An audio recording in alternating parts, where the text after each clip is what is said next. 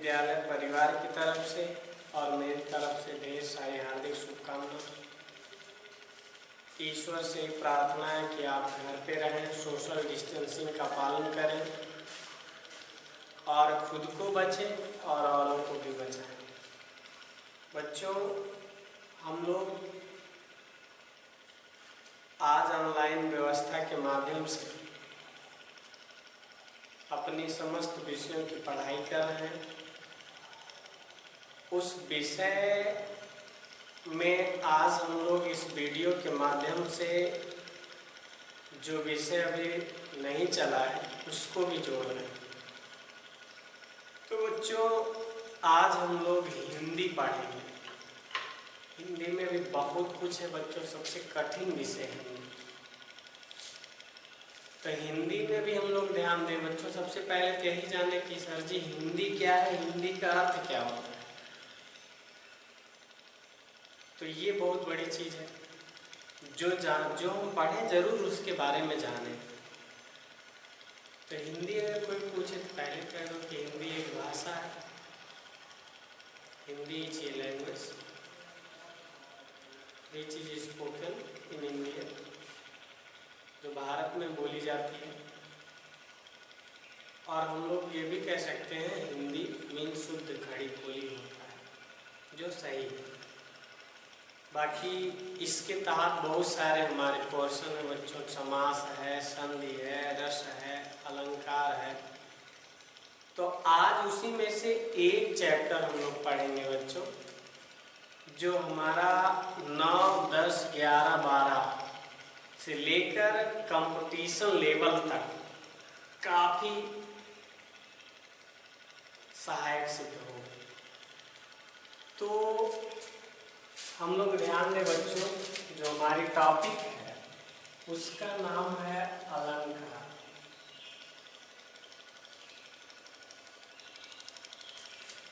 अलंकार मीन्स बच्चों गहना होता है, आभूषण होता है।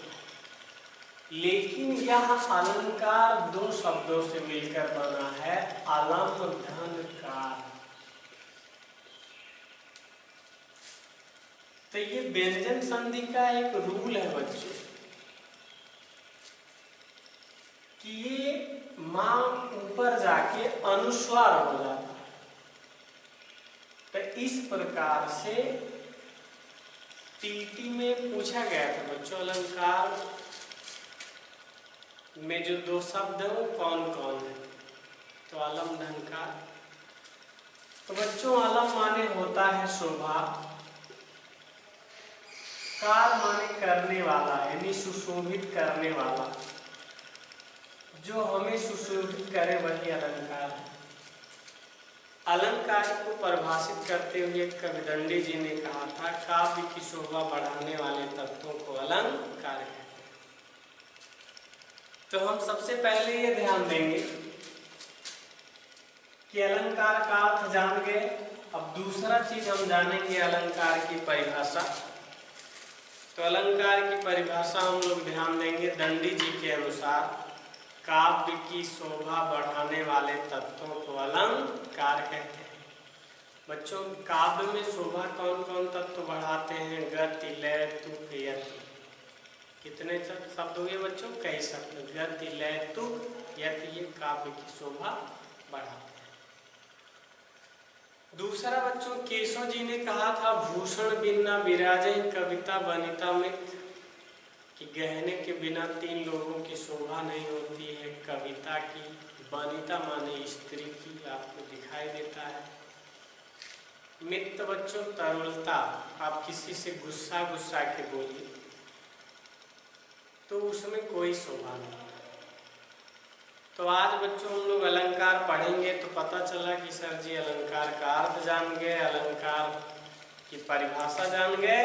अब अलंकार कितने भागों में बनता है? अलंकार पहले दो भाग हुआ करता था, लेकिन वर्तमान में तमाम बोर्डों के अनुसार, जैसे अभी टीजीटी पीजीटी में क्वेश्चन आया, अलंकार कितने भाग होते हैं? तो 3 और सही माना है। तो इसलिए उसी बोर्ड के अकॉर्डिंग हमको पढ़ाई कराना है। तो अलंकार कितने प्रकार के हो गए बच्चों? 3 प्रकार के। पहला है शब्दालंकार, दूसरा है अर्थालंकार, तीसरा है उभयालंकार। जो दोनों में उभयालंकार। तो अब हम एक एक शब्द का ध्यान देंगे। शब्दालंकार, शब्दालंकार के बारे में बच्चों हम लोग ध्यान देंगे। जहां पर काव्य में शब्द के द्वारा रोचकता उत्पन्न हो उसे शब्दालंकार कहते हैं। कितने प्रकार? 3 हुए अलंकार। कौन कौन? शब्दालंकार, अर्थालंकार और उभयालंकार। और लेकिन बच्चों हमें इंटरमीडिएट तक केवल 2 ही पढ़ना है, शब्दालंकार और अर्थालंकार। ऊपर अगर हमें कंपटीशन करना है तो हमें उभया भी ध्यान देना है कि सर जी तमाम ऐसे हैं हमारे अलंकार जो सुने हुए नहीं हैं, उनका भी हम अध्ययन करेंगे। यहाँ हम लोग ध्यान देंगे शब्दालंकार। शब्दालंकार में हम लोगों ने जब ध्यान दिया तो सर जी ने बताया कि जहाँ पर काव्य में शब्द के द्वारा रोचकता उत्पन्न हो उसे शब्दालंकार कहते हैं। जैसे तरन, तनुजा, तट, तमाल, तरुअर, बहुछाए, कि यहाँ काव्य में शब्द के द्वारा तरन, तनुजा, तट, तमाल, तो यहाँ एक कौन सा अलंकार है? शब्दालंकार। दूसरा बच्चों शब्दालंकार 3 प्रकार का होता है। कितने प्रकार का होता है? 3 प्रकार का। पहला होता है अनुप्रास अलंकार, अनुप्रास अलंकार। दूसरा यमक अलंकार, तीसरा श्लेष अलंकार। अब हम एक एक पे ध्यान दें बच्चों। अनुप्रास, अन माने पीछे, प्रास माने वर्णों की आवृत्ति। जिस अलंकार में एक ही वर्ण की आवृत्ति पीछे पीछे लगी हो उसे अनुप्रास अलंकार कहते हैं। ये तो इसके अर्थ से हो गया बच्चों, लेकिन यहाँ हम ध्यान दें रियल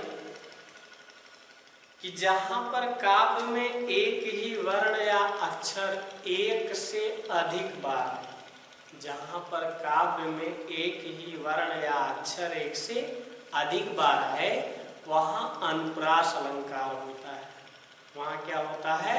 अनुप्रास अलंकार। जैसे रघुपति, राघव, राजा, राम, पतित, पावन, सीता। तो यहाँ हम स्पष्टीकरण कर ले बच्चों। रघुपति में रा आया है, राघव में रा आया है, राजा में रा आया है, राम में रा आया है। तो यहाँ रा और पा, पतित, पावन, यानी रा और पा वर्ण की आवृत्ति एक से अधिक बार हुआ है, इसलिए यहाँ कौन सा अलंकार हुआ? अनुप्रास अलंकार। तो इस तरह से बच्चों हम लोग ध्यान देंगे कि अनुप्रास अलंकार की परिभाषा हम देखेंगे, उसके बाद उदाहरण ध्यान देंगे। मेरी बात को ध्यान से सुनिए, बाकी उदाहरण भी हम ऐसा बताएंगे, एक बार सुनो तुरंत याद हो जाएगा। तो यहाँ हमें अनुप्रास अलंकार का जो उदाहरण है वहां हमने पढ़ा, और उसमें क्या पढ़ा बच्चों ये भी हम लोग ध्यान दें। सर जी ने बताया जहाँ पर एक ही वर्ण या अक्षर एक से अधिक बार आए वहाँ पे अनुप्रास अलंकार होता है। जैसे रघुपति, राघव, राजा, राम, पतित, पावन, सीताराम। दूसरा एग्जाम्पल सुनो बच्चों। मंद मंद मुस्कान मनोहर। मंद मंद, मंद मंद में मामा आया है, मुस्कान में माँ आया, मनोहर। चपला चमकी चमचम चम। बच्चों लिख दें, लिख दिया जाए उदाहरण 2-2, ये भी ध्यान दें। जैसे चपला चमकी चमचम। चपला, चमकी, चम, चम, चम। तो यहाँ पे बच्चों चा वर्ण की अधिकता है एक से। चपला माने बिजली बच्चों, विद्युत, चपला, चंचला, ताड़िता, दामिनी, स्वदामिनी, बिजली की पर्यायवाची है बच्चों।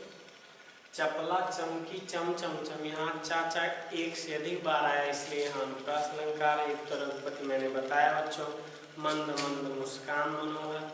तो ऐसे तमाम सरल हमारे मिले कि दो हम उदाहरण रट डाले, अच्छे से दो ही हमें ध्यान देना है। दूसरा बच्चों यमक अलंकार, इस पे हम ध्यान देंगे।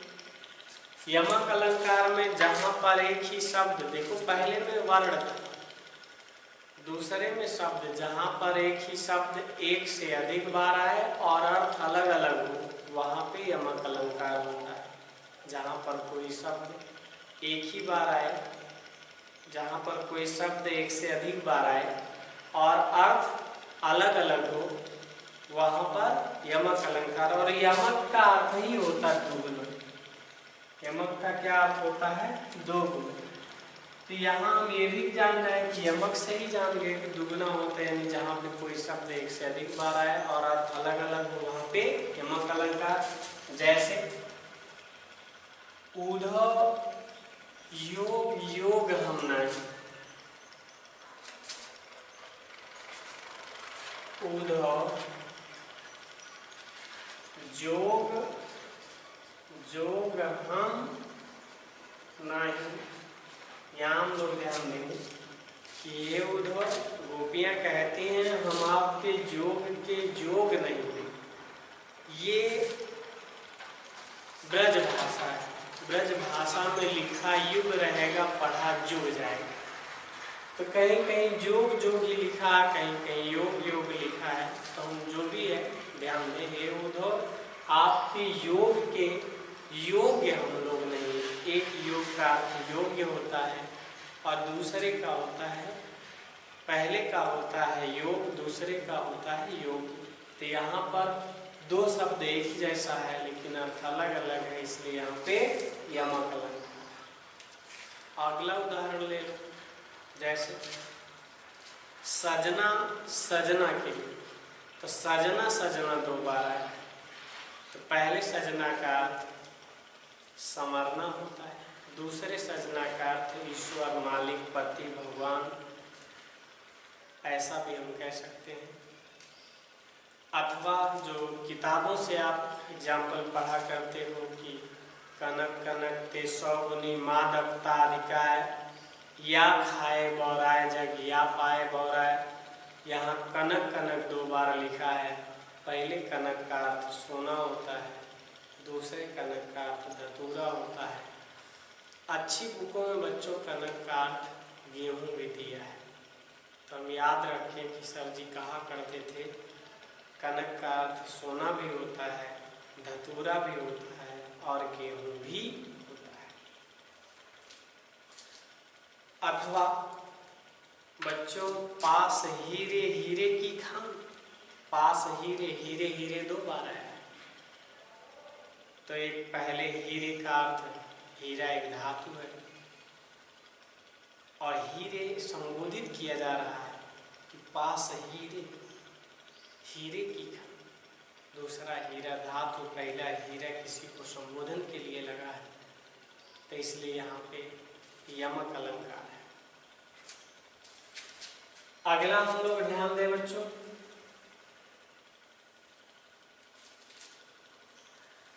यमक के अनेकों उदाहरण। काली घटा का घमंड घटा, तीन बेर खाती है वो, तीन बेर खाती है। ऐसे अनेकों एग्जाम्पल हैं बच्चों, लेकिन आप दो दो ही ध्यान दें क्योंकि और सबको पढ़ना है। तीसरा है बच्चों श्लेष अलंकार। श्लेष का अर्थ चिपका हुआ होता है। श्लेष का अर्थ है क्या होता है बच्चों? चिपका हुआ। जहाँ शब्द एक हो अर्थ अनेक हो। जहाँ पर काव्य में कोई शब्द एक बार आए और उसका अर्थ अनेक हो, वहाँ पर श्लेष अलंकार होता है। जैसे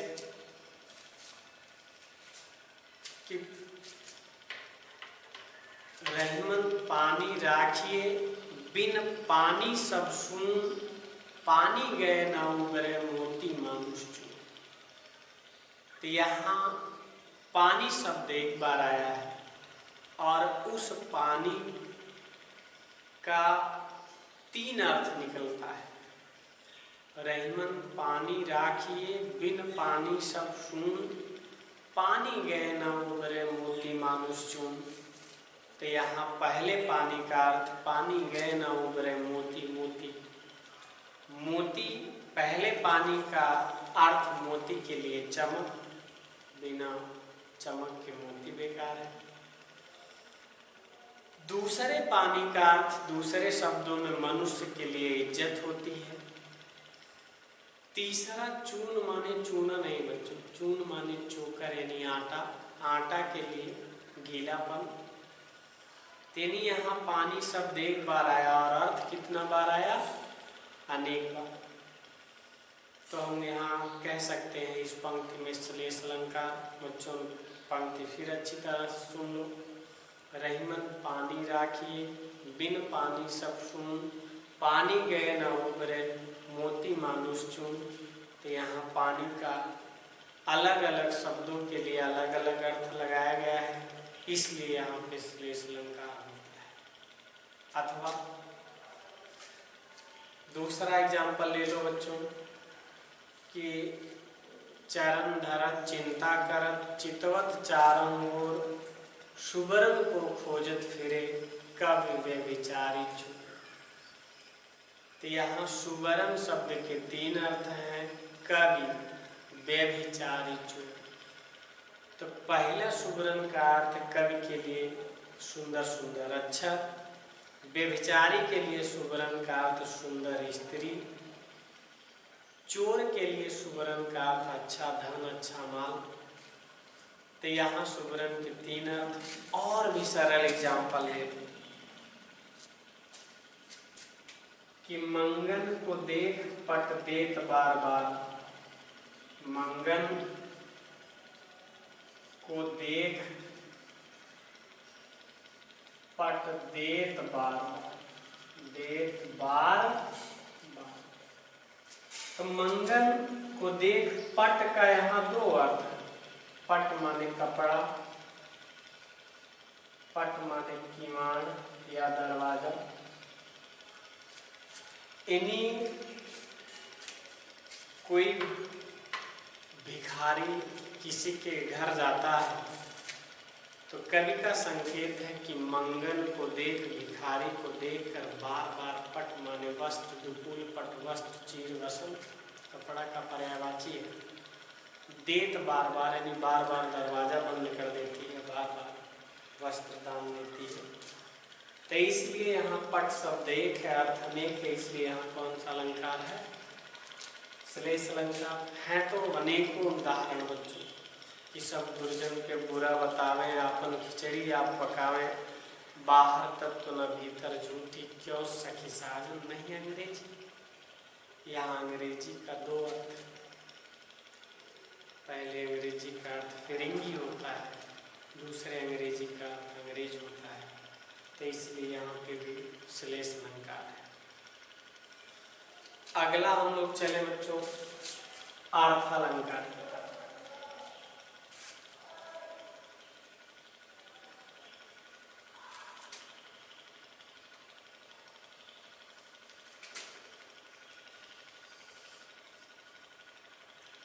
अर्थालंकार जहाँ पर काव्य में अर्थ के द्वारा रोचकता उत्पन्न हो वहाँ पर अर्थालंकार, जहाँ पर काव्य में अर्थ के द्वारा रोचकता उत्पन्न हो वहाँ पे अर्थालंकार होता है। और ये तमाम बुकों में अलग अलग दिया है, लेकिन ये 100 प्रकार का होता है। सबसे अच्छी बुकें बच्चों दक्षिण की होती हैं, क्योंकि दक्षिणी हिंदी से ही हिंदी विकास में आया। जो ब्रज भाषा खड़ी बोली धीरे धीरे आज शुद्ध हिंदी हो गई है, हिंदी हो गई, उसका भी एक इतिहास है। तो अर्थालंकार कितने होते हैं बच्चों? 100 प्रकार का तमाम हमारी बुकें हैं, लूसेंट है, किसी में 98 दिया गया, किसी में 99 दिया गया, लेकिन रियल में कितने होते हैं? 100। लेकिन हमें इंटर लेवल तक हमें पढ़ना कितना है? केवल 7। उन्हीं 7 का मैं अध्ययन करा दे रहा हूँ। बाकी और भी हैं, उससे भी हम सुन सकते हैं। कम से कम 20 तो जनरल हम रट ही सकते हैं, जो हमारे इंटर लेवल पे आ सकते हैं, दूसरे को हम बता सकते हैं। तो पहला है उपमा अलंकार। उपमा अलंकार, तो जहां पर काव्य में दो व्यक्तियों में तुलना व्यक्त किया है, चाहे दो व्यक्ति या दो वस्तु में, वहां पर कौन सा अलंकार होता है? उपमा अलंकार। इसे याद करने का कुछ कोड है, उसे हम ध्यान दें। इसमें सा सी से जरूर लिखा मिलेगा, सा सी से, अथवा जैसे भी मिलेगा, समान शब्द भी लिखा मिलेगा। तो सबसे सरल कोड ये सा सी से। जैसे मखमल के झूले पड़े हाथी सा टीला। कोई पूछे कौन अलंकार, तुरंत कह मखमल के झूले पड़े हाथी सा टीला। तो सा शब्द उसमें मिल गया, इसलिए तुरंत खट से कह दो इसमें कौन अलंकार? उपमा। हमने कहा फूलों सा चेहरा तेरा, कौन सा अलंकार? सा आया है। कलियों सी मुस्कान, कौन सा अलंकार? उपमा अलंकार। तो मैं आशा करता हूँ उपमा रट गया। या सुंदर वदन कलाधर जैसे, तो यहाँ देखो जैसे आया है, जैसे शब्द यहाँ लिखा है, जान जाओ कौन सा अलंकार? उपमा अलंकार। कि उसका मुख सुंदर है, कैसे? कलाधर, कलाओं को धारण करने वाला, अर्थात चंद्रमा। 16 कलाएं होती बच्चों चंद्रमा, तो उसका मुख चंद्रमा के समान सुंदर है, इसलिए यहाँ कौन अलंकार है? उपमा अलंकार। दूसरा है रूपक।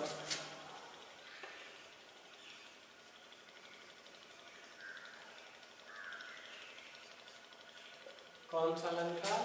रूपक अलंकार, जो सबसे इंपॉर्टेंट है इंटर में, जहां पर उपमेय में उपमान का अभेद पूर्ण वर्णन किया जाए। उपमेय में उपमान का अभेद पूर्ण वर्णन किया जाए, यानी बिना कोई भेदभाव के वर्णन किया जाए, वहां पे रूपक अलंकार। जैसे चरण कमल बंदो हरिराई, ये नहीं कहा गया प्रभु के चरण कमल की तरह, नहीं, चरण कमल, यानी चरण को ही किसकी तुलना दे दी गई? कमल। यानी चरण और कमल में कोई भेदभाव नहीं किया गया, इसलिए यहाँ कौन अलंकार? रूपक। और सरल शब्द कर लो कि पायो जी मैंने राम रतन धन पाया, प्रेम रतन धन भी कह सकते हैं। यहाँ भी इस पंक्ति में कौन सा अलंकार? रूपक अलंकार। क्या भूल जाओगे बच्चों? नहीं भूलोगे, ध्यान से सुनो। मैया मैं तो चंद्र खिलौना ले आऊं, चंद्र खिलौना, ये नहीं कहा गया चांद जैसा। और बच्चों ध्यान देना, सबसे सरल पहचानने की विधि है, इसमें योजक चिन्ह लगा है। जैसे हमने कहा उदित उदय गिरिमंच पर रघुबर बाल पतंग, अब यहाँ बाल पतंग के बीच में क्या लगा है? बाल रूपी पतंग। पतंग माने सूर्य, कि बच्चे रूपी सूर्य उदय हो गए। उदित उदय गिरिमंच पर, यानी जिसमें ये योजक चिन्ह लगा हो, उसे भी जान जाओ कौन सा अलंकार है? रूपक। अगला ध्यान दें हम बच्चों, तीसरा है उत्प्रेक्षा अलंकार। जहां पर उपमेय में उपमान की कल्पना अथवा संभावना व्यक्त किया जाए, वहां पर उत्प्रेक्षा अलंकार। इसकी भी पहचान की ट्रिक जान जाओ बच्चों। मन मानव जन जानो, मन मानव जन जानो, जानो मानो, मानो और जानो शब्द अगर लिखा मिले तो जान जाना ये कौन सा अलंकार है? उत्प्रेक्षा। सर की बात फिर से ध्यान सुने। उत्प्रेक्षा अलंकार की परिभाषा है जहाँ उपमेय में उपमान की कल्पना अथवा संभावना व्यक्त किया जाए वहाँ पर उत्प्रेक्षा अलंकार। पहचान की विधि क्या है? मन मानो, जन जानो, मानो और जानो। जैसे मनहु रंग निधि लूटन लाई, तो मनहु आ गया। गोपियाँ ऐसे दौड़ी, जब उद्धव जी चिट्ठी लेके आते हैं तो सारी गोपियाँ ऐसे दौड़ी जैसे मनहु रंग निधि लूटन लाई, मानो कोई रंग माने भिखारी को खजाना मिल गया है। तो यहाँ कल्पना किया गया है मनहु सूर काढ़ी वारी मध्य में कि मनहु सूर काढ़ी। जब कृष्ण जी मथुरा चले जाते हैं वृंदावन से, तो वहाँ के गाय ग्वाल गोपियों के दुख की कल्पना सूरदास जी ने कहा कि मनहु सूर काढ़ी वारी मध्य में। उन्होंने कहा ऐसे लग रहा है, सूरदास जी कहते हैं कि मनहु सूर काढ़ी वारी मध्य में, कि ब्रज के ग्वाल बाल गोपियाँ कृष्ण के बिना उसी तरह तड़प रही हैं जैसे जल के बाहर कोई मछली तड़पती है। अगला हम ध्यान दें बच्चों, और भी बहुत सारे एग्जाम्पल कि मनहु नील मनसैल पर आतप परियो प्रभात। मनहु आया है, मानो हवा के वेग से सोता हुआ सागर जगा। मानो जानो भी जिसमें आ जाए वो जान लेना कौन सा अलंकार है? उत्प्रेक्षा। चौथा है बच्चों अन्योक्ति अलंकार। अन्योक्ति अलंकार जहाँ पर कोई वर्णन किसी दूसरे पे ढाल कर किया जाए वहाँ पे अन्योक्ति अलंकार होता है। जैसे माली आवत देखकर कलियन करी पुकार, फूले फूले चुन लिए काल हमारी बात। यहाँ माली कहकर मृत्यु की ओर संकेत किया गया है कि जिस प्रकार से माली आता है जो फूल फूला हुआ होता है, खिला हुआ होता है, उसी को तोड़ लेता है। कलियाँ कहते हैं कि माली आवत देख कर कलियन करी पुकार, फूले फूले चुन लिए काल हमारी बात, कि जो फूल हुए हैं उनको आज माली तोड़ लेगा। ठीक उसी तरह से मृत्यु की तरफ इशारा करते हुए कहा गया है कि जो व्यक्ति आज बुजुर्ग रूप के फूल हुए हैं उसे काल रूप की माली आकर के तोड़ ले जाएगा। जो नवयुवक शिशु हैं कली के समान एक दिन वे भी बुजुर्ग होंगे। तो यहाँ माली कहकर मृत्यु की ओर संकेत किया गया है, इसलिए कौन सा अलंकार है? अन्योक्ति अलंकार। पांचवा है अतिशयोक्ति अलंकार। अतिशयोक्ति अलंकार। अति माने अत्यधिक, सय माने फैला के उक्ति कथन, जहाँ कोई कथन बहुत फैला के यानी बहुत बढ़ा चढ़ा, जहाँ पर कोई वर्णन बहुत बढ़ा चढ़ा के किया जाए वहाँ पे अतिशयोक्ति अलंकार होता है। जैसे पानी परात को हाथ छुयो नहीं, नैनन के जल से पग धोयो। कि परात में लाया गया पानी जब कृष्ण के यहाँ सुदामा जी जाते हैं तो वहाँ जब बताते हैं कि मैं पुराना मित्र हूँ, तो कृष्ण भगवान उनके चरण बंदन के लिए आते बाहर, और वो बताया जाता है पानी परात को हाथ छुयो नहीं। हाथ में लाए गए पानी को, परात में लाए गए पानी को उन्होंने हाथ से भी नहीं छुआ, अपने नैनों के जल से पग धोया। यहाँ वर्णन बहुत बढ़ा चढ़ा किया गया, इसलिए कौन सा अलंकार? अतिशयोक्ति। अथवा देखो साकेत नगरी यही है, स्वर्ग से मिलने गगन को चली। स्वर्ग कोई नगर स्वर्ग में जा सकता है बच्चों? नहीं जा सकता, इसलिए यहाँ भी कौन सा अलंकार है? अतिशयोक्ति। अथवा और ले लो एग्जाम्पल, आगे नदियाँ बड़ी अपार, घोड़ा कैसे उतरे पार। राणा ने सोचा इस पार, तब तक घोड़ा था उस पार। इन्हीं राणा ने सोचा ही नहीं था घोड़ा उस पर, तो यहाँ वर्णन बहुत बढ़ा चढ़ा के किया गया। ऐसे बहुत सारे एग्जाम्पल हैं बच्चों, वो सारे एग्जाम्पल वीडियो के द्वारा नहीं संभव हो सकते। फिर अगला में ध्यान देना है बच्चों, इंटर में उभय अलंकार का कोई लेना देना नहीं है। अगला है छठा अलंकार हमारा संदेह अलंकार। जहाँ पर कोई वर्णन इतना संदेहास्पद हो, किसी वस्तु का निश्चय ना हो। जहाँ पर कोई वर्णन इतना संदेहास्पद हो, किसी वस्तु का निश्चय ना हो पाए, वहाँ पे संदेह अलंकार होता है। जैसे सारी बीच नारी है कि नारी बीच सारी है, कि सारी ही की नारी है कि नारी ही की सारी है। कि यहाँ जब दुशासन द्रौपदी के चीर को खींचता है तो वो थक जाता है और सोचता है कि सारी बीच नारी है, कि ये साड़ियों के बीच में नारी है कि नारी बीच साड़ी है, कि नारी के बीच में ही साड़ी है, कि इस नारी के पूरी शरीर के अंदर साड़ी ही भरी हुई है। वो इतना संदेहास्पद हो जाता है, किसी का निश्चय नहीं कर पाता। इसलिए कौन सा अलंकार है? संदेहालंकार।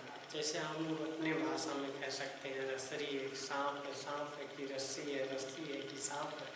इन्हें निश्चय ना हो पाए तो जान जाना वहाँ कौन सा अलंकार है? संदेहालंकार। अगला या संदेहा में और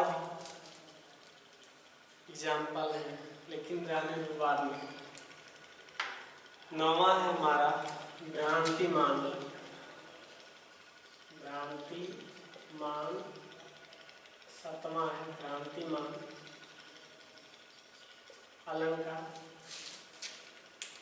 जहाँ पर किसी वस्तु को भ्रम से दूसरा मान लिया जाए, वहाँ पे भ्रांतिमान अलंकार। जैसे कि नाक की मोती अधर की कांति से, बीज दाड़िम का समझ कर भ्रांत से, देख कर सहसा सुख हुआ मौन है, सोचता है या अन्य सुख कौन है। यहाँ उस समय का वर्णन है जब उर्मिला जी की शादी हुई रहती है। उर्मिला जी आती हैं ससुराल में, आंगन में बैठती हैं, तो वहाँ तोता रहता है। वो देख करके उर्मिला जी की नाक को और होंठ की लाली, नाक की मोती अधर की कांति, नाक में मोती पहनी हुई थी और अधर की कांति, अधर माने होंठ की लालिमा से, नाक की मोती अधर की कांति से बीज दाढ़ी माने अनार की, अनार का दाना लिए हुए दूसरा सुख मौन हो जाता है, सोचता है यार अन्य सुख कौन। नाक की मोती अधर की कांति से, बीज दाढ़ी का समझ कर भ्रांत से, देख कर सहसा सुख हुआ मौन है, सोचता है या अन्य सुख कौन है। तो यहाँ पर दूसरा तोता मगन हो जाता है, उसे भ्रम हो जाता है कि अरे ये अभी तक मैं अकेला था, दूसरा तोता कहाँ से आ गया। तो यहाँ पे भ्रांतिमान अलंकार है। और भी मुन्ना माँ के सिर पर देख देख दो चोटी, लगा भागने डर कर सिर पर नागल लोटी। कि कोई छोटा शिशु देखा, उसकी माँ ने 2 चोटियाँ किया था और वो सिर पर था। मुन्ने को भ्रम हो गया कि अरे यहाँ से भाग लो तो नागिन लौटी हुई है। तो यहाँ पे कौन सा अलंकार है? भ्रांतिमान अलंकार। बच्चों आज का वीडियो यहीं तक। थैंक्स। अपने घर पे रहिए, सोशल डिस्टेंसिंग का पालन करते हुए अच्छे से पाठ पढ़िए। आगे नेक्स्ट वीडियो में हम ग्रामर के बहुत सारे पार्ट पढ़ेंगे। हिंदी ग्रामर बच्चों, हिंदी सबसे क्लिष्ट है। अगर शुरू से पढ़ाया जाए तो हिंदी गद्य साहित्य, पद्य साहित्य का इतिहास, हिंदी का ही इतिहास लंबा है, लेकिन वो अभी इंटर लेवल पे उतने गहराई में नहीं पढ़ना है। हमें उसी स्तर से पढ़ाई करना है जो हमें करना है। तो आज हम लोगों ने अलंकार पढ़ा, अलंकार की परिभाषा पढ़ा, अलंकार के प्रकार पढ़ा। आज का वीडियो यहीं तक। धन्यवाद। फिर अगली वीडियो में